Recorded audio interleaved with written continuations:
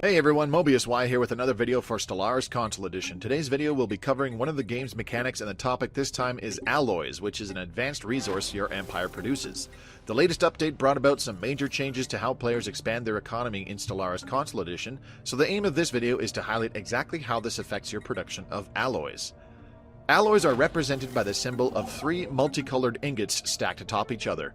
You can check at any time your current stockpile of alloys as well as your empire's monthly production by looking at the resource bar on the top of the screen.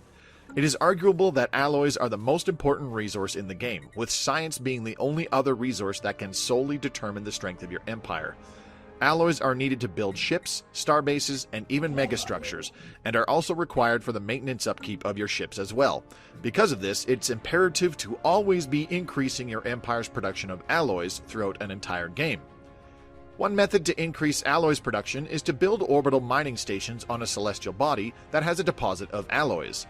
It's not very common to encounter alloy deposits in space, and the amount of alloys produced tends to be quite small.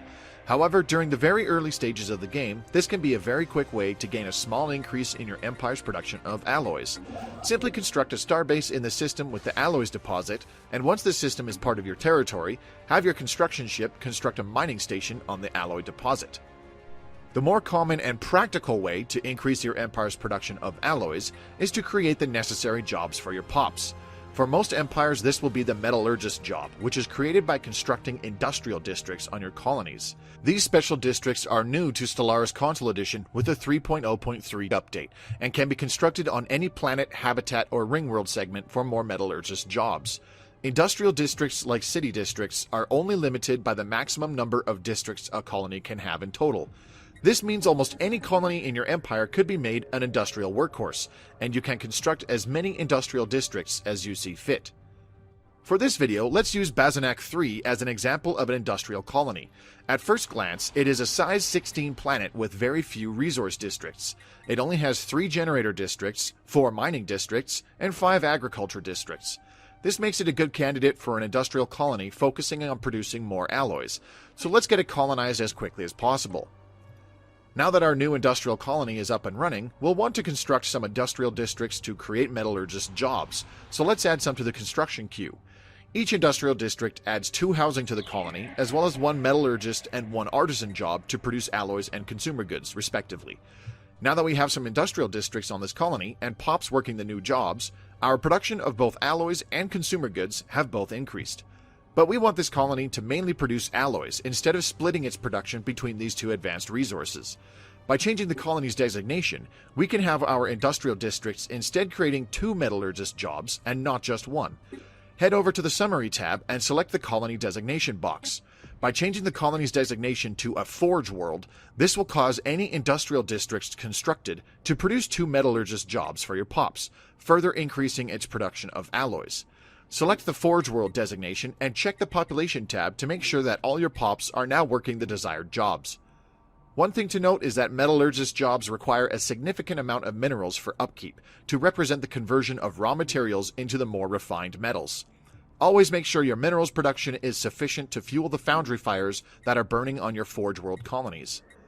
On top of creating more metallurgist jobs, it is also possible to increase the productivity of your pops working these jobs. The best thing to do to increase production of your metallurgists is to construct an alloy foundry building. This building has been changed in the new update. It still has 3 tiers, and the Tier 1 building still produces some additional metallurgist jobs. However, this building is now limited to 1 per planet. The technologies necessary to upgrade this building are in the engineering branch, and researching these technologies will allow you to upgrade the alloy foundry to the next tier. Upgrading the alloy foundry building will no longer create more metallurgist jobs. Instead, it increases the base amount of alloys your pops produce when working the metallurgist job. This is extremely valuable because these bonuses to the base production of metallurgists are applied before any additional percentage bonuses, meaning that the higher the base production value, the more you get from percentage bonuses.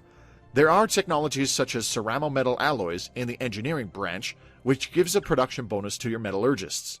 You can also increase their production with the Creative Collective's tradition in the Prosperity Tree, which applies to all specialist jobs, including metallurgists.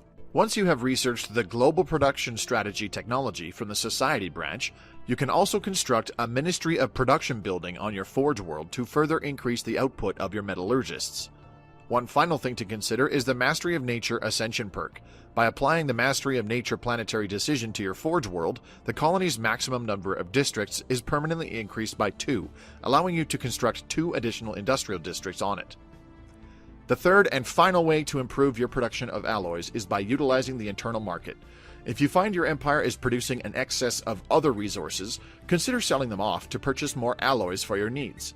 You can also set up automatic trades, which will occur monthly and directly impact your empire's production of resources. Alloys are very expensive on the market, so the price to buy more will be quite high.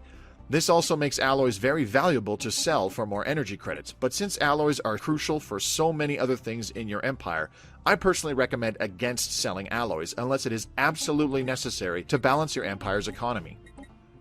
That's it for today's video, so if you found it helpful, please leave a like and comment down below what your thoughts are on this video format, as well as how you are enjoying Stellaris Console Edition's newest update. For more Stellaris Console Edition content, please subscribe to my channel and click the bell icon to be notified whenever a new video goes public. Don't forget to check out the links provided in the description below, including one for the official Stellaris Discord, where you can become part of the greater Stellaris community. Thanks very much for watching. This is Mobius Y, and I hope to see you again real soon.